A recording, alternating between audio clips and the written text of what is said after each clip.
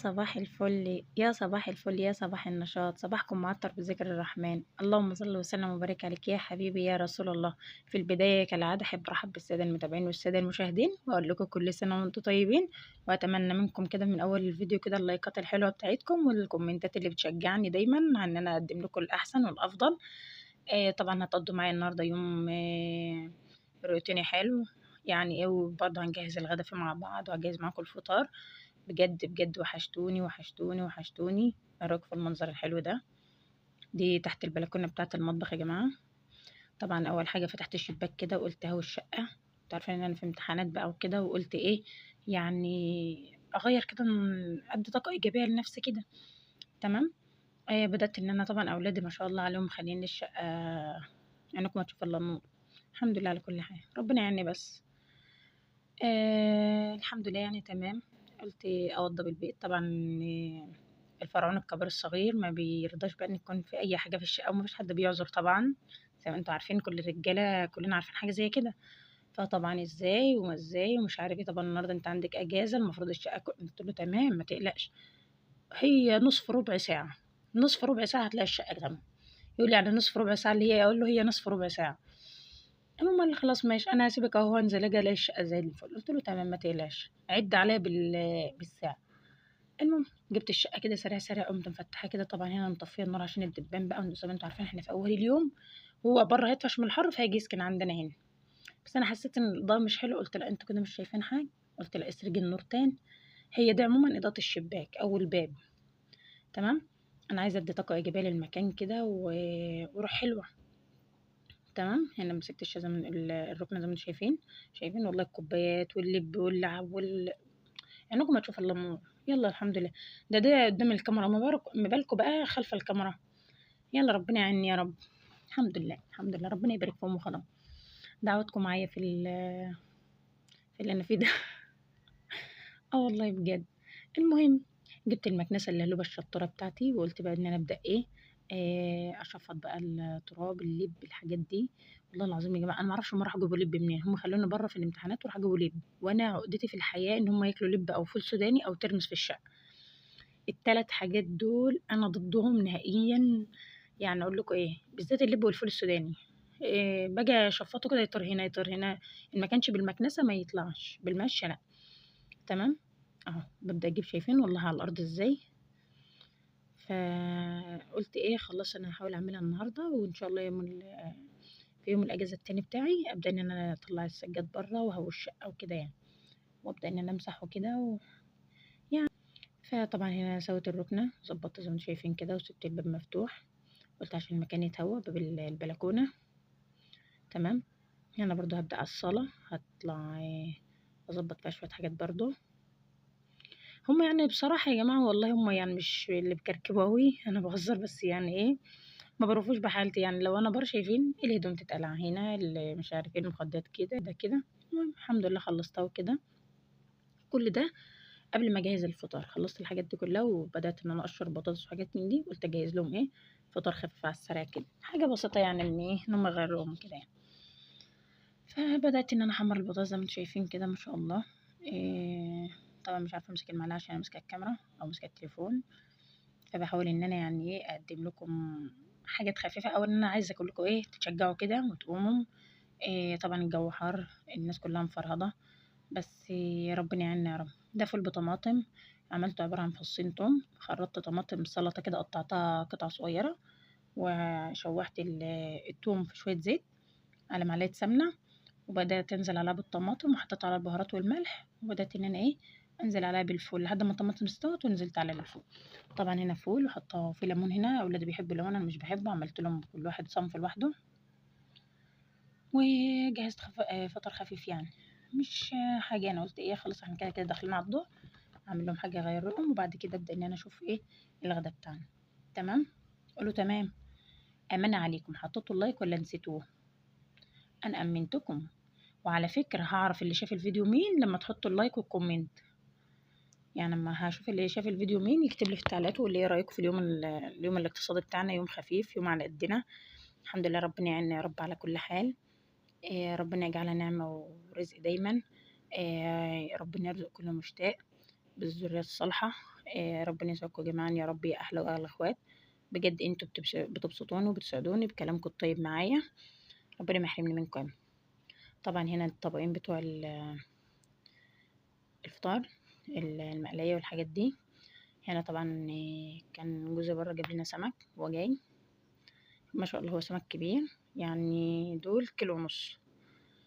تمام، الحباية من دي نص كيلو، هو جاب لنا كيلو ونص، بس الكاميرا اللي مصغرها، لو شايفين اصلا هتلاقوا ماسكه السمكه ازاي وبقيتها ورا. تمام تمام. هنبدا ان انا بقى هجهز معاكم برضو الغدا، سريع سريع برضو عشان وقت الفيديو، لان انا مش عايزه ان انا اكون ضيفه تقيله عليكم. بالعكس انا بكون سعيده ومبسوطه بوجودكم دايما، بكون سعيده بتعليقاتكم الجميله، بكون سعيده بدعمكم ليا وتشجيعكم ليا وكلامكم الطيب معانا دايما. آه بجد يا جماعه والله العظيم انا كل يوم بكتشف ناس جديده على اليوتيوب، ناس في قمه الاخلاق وفي قمه الاحترام وفي قمه الادب، ناس بيدخلوا بيشاركوا معانا، بس والله العظيم بكون سعيده ومبسوطه ان انا عند حسن ظنكم، ان انا اكون انسانه قادره على اني اسعدكم، على اني اقدم لكم. طبعا يعني انا عارفه ان انتوا كلكم شاطرين وكلكم ستات بيوت ما شاء الله عليكم، انا يمكن يعني الحمد لله على قدي، بس انا بحاول ان انا يعني اقدم لكم اللي اقدر اقدمه معاكم. وان شاء الله يا جماعه بعد الامتحانات انتظروني، هتلاقوا في منافسات قويه، هيبدأ في منافسات بيني وبين ناس حبايبي صحاب قنوات هيطلعوا معايا، هنظهر مع بعض ان شاء الله. صدقوني في مفاجآت كتير قوي قوي، بس بعد ما خلص امتحانات ان شاء الله في شهر 8 انتظروا المفاجآت الكبيرة دي. ان شاء الله هحاول ان انا يعني ايه، يعني مش عايزة احرق لكم المفاجأة، سيبوها الوقت ساعتها بس. هنا طبعا بدأت ان انا اجيب السمك وانضفه، عشان خاطر ان انا طبعا انقعه كده من بدري. لازم تحط السمك في محلول نقع، محلول النقع ده عبارة عن مية وملح وليمون ومعلقة خل صغيرة. في ناس تقولك مش بتحب تحط الخل على السمك، بس يا جماعة والله الخل شيء أساسي على السمك. حبيت طماطم ممكن تومي زي اللي بتعصرها كده تنزل ميتها على السمك، صدقوني الحاجات دي كلها بتفرق معاكم كتير في الطعم وفي الحاجات دي. طبعا السمك والله كان حلو، قلبه ما شاء الله جميل وسمك نظيف، بس طبعا قلت ايه هقليه بقى وكده عشان الحر، وفي نفس الوقت مش عايزة ان انا انزل اشوي وكده. وانا عموما يا جماعه انا بعمل كل حاجه بايدي، يعني مش بحب ان انا اجيب سمك وابعته يتعمل بره، لا لا، بحب ان انا اعمل كل حاجه بايدي لاولادي. صدقوني والله يا جماعه ما الحاجه بتتعمل بحب وتتعمل بطمأنينه بيبقى لها طعم تاني، بيبقى لها روح تانية. حاولوا تاخدوا كل حاجه ببساطه، ما تقفوش لبعض على الواحده. صدقوني يا جماعه والله العظيم الحياه بيبقى لها معنى تاني. لو هتحسي ان في باب هيجيب لك مشاكل اقفليه، اقفلي الباب اللي هيجيب لك مشاكل ده. لو هتحسي ان في حاجه بتضايقك حاولي تشيلها من دماغك، ما تفكريش فيها دايما. معلش يا جماعه انا مش عايزه ان انا كنت اعمل لكم منظر السمك وانا بنضفه من جوه، بس في ناس طلبوا مني قالوا احنا عايزين نعرف بالظبط انت بتنضفي ازاي وبتعملي ازاي، فقلت خلاص ايه هقرب لكم الكاميرا، ومش ان انا هحذف فيها حاجه، انا كان ممكن حذفت الحته دي. وفي نفس الوقت يا جماعه أنا مش بحب البس جوانتي خالص وانا بطبخ، بجد بعرف منه، ما بعرفش، لازم ما كانش ايدي تلمس الحاجه كده وتحسها، ما بعرفش ان انا امسك، بعرف منها بصراحه. لذلك انا برفض اكل المطاعم بسبب كده. انما الحاجه اللي بايدك وبتتعمل بحب وبتتعمل بنظافه صدقني بتبقى جميله جدا. ايدك مثلا اتعملت من السمك اغسليها غسيل كويس، خلي عندك دايما ديتول، خلي عندك الصابونه الطبيه، خلي عندك دايما، كلنا عندنا الحاجات دي عموما يعني. فلازم الواحد يعمل الحاجه بحب، وبعد كده بقى ينظف ايده ينظف نفسه. تحاولي ان انت تكوني برضو نظيفة في شكلك، نظيفة في بيتك، في اكلك. ولازم الاكل يا جماعة يكون معمول بنظام بطريقة حلوة، صدقوني ده بتفرق كتير. لان في مثل شعب عندنا هنا في مصر، ما اعرفش هو موجود عندكم في الدول الخليجية ولا لا، يعني يقول لك ايه، العين بتاكل قبل البطن. صدقني الحاجة لو انت مقدماها بطريقة حلوة وبطريقة جميلة، اللي قدام منك بيبقى متشوق ان ياكل منها مرة واتنين وتلاتة. طبعا هنا انا هعمل رز بصياديه، معلش انا فاتني ان انا اصور معاكم النقطه دي، بس انا اقولها لكم. هي عباره عن ان انا جبت بصلتين كبار قطعتهم، وحطيت حله حطيت فيها شويه زيت، وحطيت الرز فيها، البتاع البصل سوري يا جماعه، اللي حطيت البصل لحد ما اتحمر، وبعد كده نزلت عليه بمعلقه سكر. في ناس تقولك لا مش بتحب السكر، لا يا جماعه السكر ده شرط اساسي في رز الصياديه، مش على اللون على الطعم. زي انت بتحط ملح بتشيل طعم السكر خالص، بس صدقيني بدي بحاجة كده بطعم بصراحة خيال فيها. بعد ما اتحمرت معايا بدأت ان انا نزلت عليها بالمية زي ما انتم شايفين لونها كده، وغسلت كوبايتين رز ونزلت عليهم بقى، وحطيت لها البهارات زي ما انتم شايفين، كزبرة، كمون، فلفل اسمر والملح، وظبطت لها المية بتاعتها كده. ابدأ اسيبه لحد ما يتشرب والدنيا تبقى تمام. وبعد كده ايه، هبدأ ان انا اغطي عليه واسيبه لحد ما يكمل سوا ونرجع له ان شاء الله. هنا طبعا السمك اهو نقعينه بملح وليمون. هنا بقى الهون الهون الفلاحي الاصيل بتاعنا ده.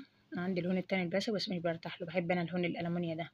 حطيت توم، حطيت فلفل اخضر، حطيت كزبره، كمون. اللي جنب ده يا جماعه ذره اخضر. اولادي طبعا عايزين يتشوي، طبعا قاعدين يقشروا فيه ويحطوا جنبي عشان ان انا ايه، اشوي لهم في كده. فقلت لهم خلاص انا هخلص طبخ وبعد كده انزل اشوي لكم في الفرن الغاز تحت، الشقه اللي تحت عندي. تمام. هنا طبعا التوم الدق اهو خلصته، الحشوه بتاعت السمك. اما بيبقى عندي كزبره وحاجات من دي بضيفها، مش عندي خلاص يعني ما بيكون في شبت وكزبره بضيفها عليه. مفيش، تمام، الدنيا بتمشي تمام اهو شايفين. هنا الرز طبعا ما شاء الله اللون بتاعه تحفه تحفه بجد بجد. الكاميرا ظلماه والله العظيم يا جماعه، الكاميرا بجد ظلماه. هنا طبعا ده السمك. انا والله ما عارفه اتحكم بصراحه لان انا ماسكه التليفون في ايدي وبعمل بايدي التانية. تمام. يا رب يكون يوم لطيف وخفيف معاكم، واقدر اكون فدتكم بحاجات كتير، اقدر اكون اتكلمت معاكم. صدقوني يا جماعه والله العظيم بكون مرتاحه وسعيده جدا لما بحس ان في ناس بتاخد الكلام ده بتطبق ورايا. بحس ان بيكون في طاقه ايجابيه. صدقيني النصيحه ومعلومه مني، ما تخليش اي حاجه في الدنيا كلها تعكر مودك او ان هي تضايقك. صدقيني لو حسيت ان في مكان هتقعدي فيه ومش هتبقي مرتاحه بلاش تقعدي فيه. تمام. الحاجات دي كلها بتفرق والله يا جماعه في حاجات كتير. فحاولي تعيشي يومك بسعادة، حاولي ان انت دايما تسعدي اولادك، تسعدي جوزك، تسعدي اهلك. إيه كوني حذرة من حاجات كتير في حياتك، وربنا معاكم ومعنا يا رب. هنا طبعا السمك حمرته زي ما انتم شايفين. دي الملاية الكبيرة عندي عشان خاطر ان ما شاء الله السمكة، يعني السمكة حجمها كبير، الواحدة نص كيلو الواحدة. فحبيت انا احطها في مكان كبير. ده طبعا الرز اهو. ايه رأيكم بقى في الجمال ده؟ وهنا ده السمك بعد ما اتحمر. ايه رأيكم؟ بجد بجد حاجة خيال. اتمنى ان الفيديو يكون عجبكم وما تبخلوش عليا باللايك والشير، واتمنى من اخواتنا اللي لسه داخلين معايا جديد لو مش متابعيني في القناة، اتمنى ان انتوا تتابعوني وتقولوا لي ايه رأيكم. غدانا كان بسيط خفيف.